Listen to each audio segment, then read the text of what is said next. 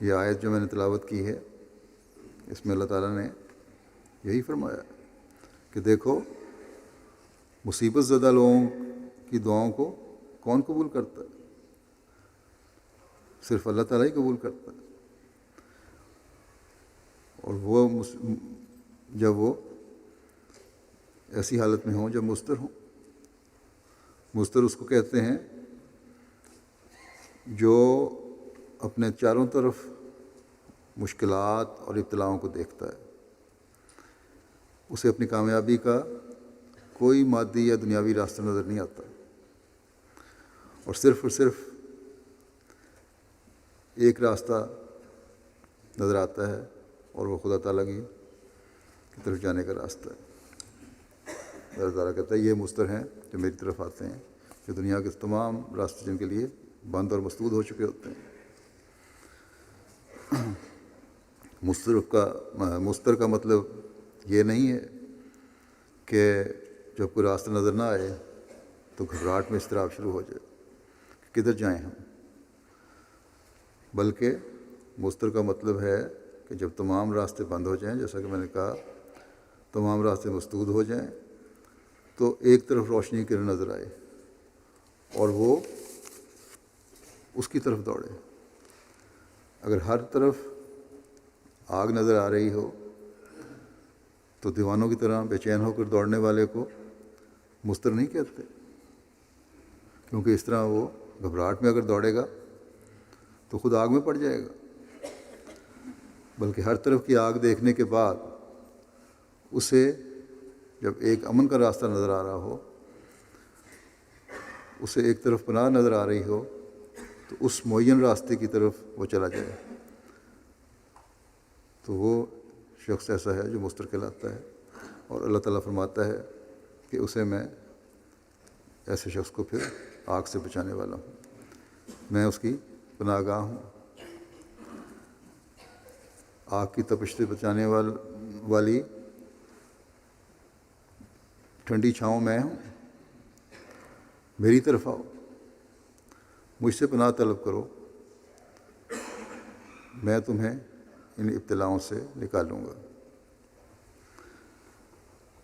اس یقین سے میری طرف آؤ کہ ہمارا خدا ہے جو ہمیں اس ابتلا سے نکالنے والا ہے. تو میں تمہیں تمہاری اس یقین کی وجہ سے اس ابتلا سے نکالوں گا، تمہاری دعاؤں کی وجہ سے تمہیں ابتلا سے نکالوں گا. جیسا کہ حضرت مسیح موعود علیہ السلام نے فرمایا کہ عجیب و غریب خواص اور اثر تمہارے حق میں ظاہر ہوں گے. بس جو شخص ایسا مضطر بن جائے جو خدا تعالیٰ کے علاوہ کسی کو ملجا و ماوا نہ سمجھے، اپنا کوئی پناہ کی جگہ نہ سمجھے، جو خدا کے سوا کسی اور کو ان ابتلاؤں سے نجات دلانے والا نہ سمجھے، وہی حقیقی مضطر ہے. اور اس کی دعائیں عجائب دکھانے والی بنتی ہیں. دعاؤں کی قبولیت کے لیے یہ یقین ہمیں اپنے اندر پیدا کرنا ہوگا کہ ہر قسم کی اضطرار کی حالت میں اللہ تعالیٰ ہی کام آتا ہے. اس کے علاوہ اور کوئی راستہ نہیں جو ہمیں روشنی کی کرن جہاں نظر آتی ہو. اور جب ایسی حالت پیدا ہو جائے تو پھر اس قسم کے مضطر کے پاس جب اس طرح کی اضطرار کی کیفیت آ جاتی ہے تو ایسے مضطر کے پاس اللہ تعالیٰ دوڑتا ہوا آتا ہے اپنے وعدے کے مطابق اور اس کی مشکلات اور مصیبتیں دور کر دیتا ہے. اس کی تکالیف ہوا میں اڑ جاتی ہیں، چاہے وہ ذاتی تکالیف اور مشکلات ہوں یا جماعتی تکالیف اور مشکلات ہوں. پھر اللہ تعالیٰ فرماتا ہے کہ صرف یہی نہیں ہوگا کہ یکشف السوء ہو، یعنی تکلیفوں کو دور کر دے اللہ اور بس کافی ہو گیا. اللہ تعالیٰ جب انعامات دیتا ہے تو اس کے انعامات لامحدود ہوتے ہیں. کسی بھی حد تک وہ انعامات کو بڑھا سکتا ہے.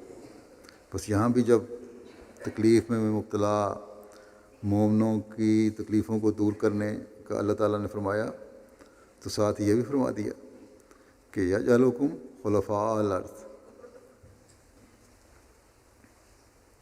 کہ وہ تمہیں زمین کے وارث بنا دیتا ہے. وہ بڑے بڑے ظالموں، جابروں اور سرکشوں کو تباہ کر کے مظلوم اور کمزور نظر آنے والوں کو ان کی جگہ بٹھا دیتا ہے.